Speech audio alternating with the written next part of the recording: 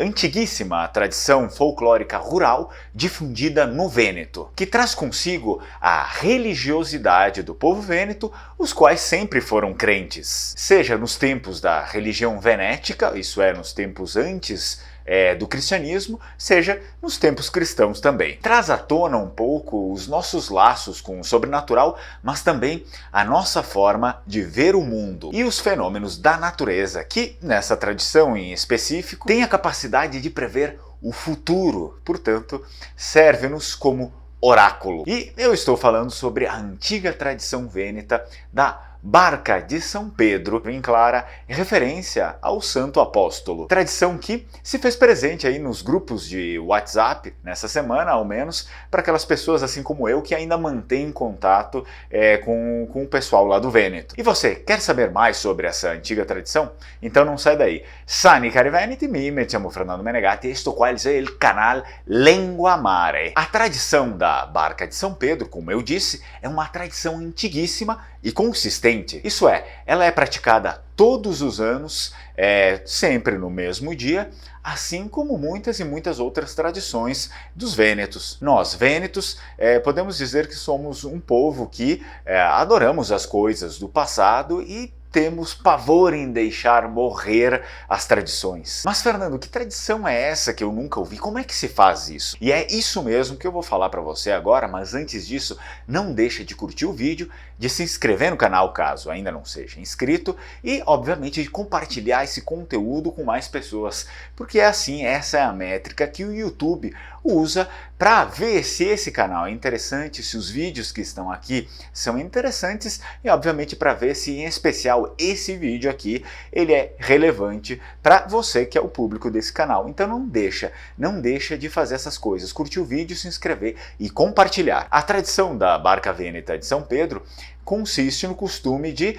colocar na noite de 28 a 29 de junho, festa de São Pedro e São Paulo, um recipiente de vidro cheio de água sobre o gramado e assim despejar uma clara de ovo dentro dessa água. Em alguns casos, em algumas tradições familiares, o recipiente ele deve ser deixado durante a noite para absorver o efeito do orvalho. E na manhã seguinte, estruturas formadas por albúmen devem ser encontradas na água, claramente lembrando as velas de um navio. Segundo o folclore popular, essas velas aí formadas na água teriam sido produzidas pelo próprio São Pedro, que soprando aí o recipiente de vidro faria com que a clara de ovo tomasse a sua forma correta. E agora, algo muito interessante que faz parte da, digamos, tem duas crenças, né? A mesma crença, mas tem duas vertentes, a vertente religiosa e a vertente profana, que é aquela que não é religiosa, geralmente é aquela popular, né?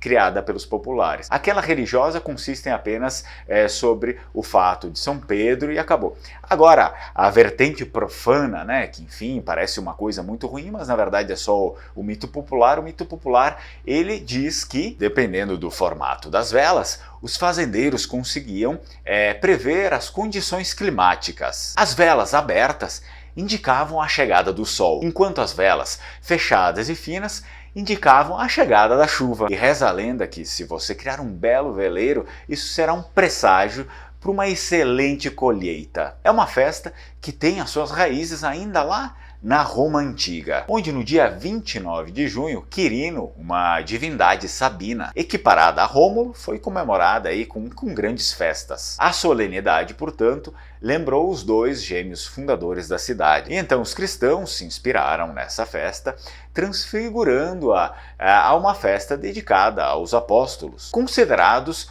os fundadores da Nova Roma, que nesse dia se acredita que tenham sofrido a tortura na colina do Vaticano durante as perseguições do imperador Nero. E aí então o culto de São Pedro foi difundido durante a Idade Média pelos monges beneditinos. E no século XIX estava ainda muito viva a lenda a qual uma tempestade deve seguir no dia de São Pedro, porque o diabo promete que a mãe de São Pedro vai sair do inferno nesse dia.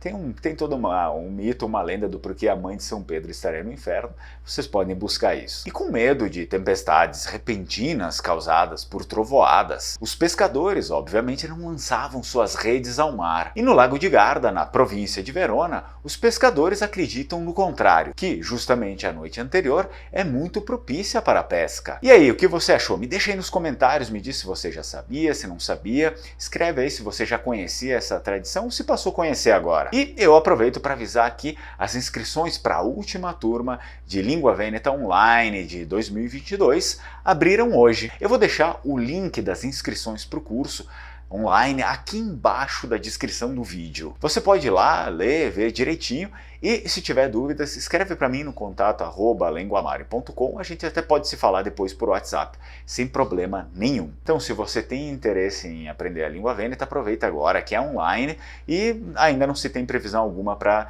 a gente abrir turmas aí em 2023. E agora, é claro, para finalizar esse nosso vídeo, eu deixo aqui na tela mais 2 vídeos.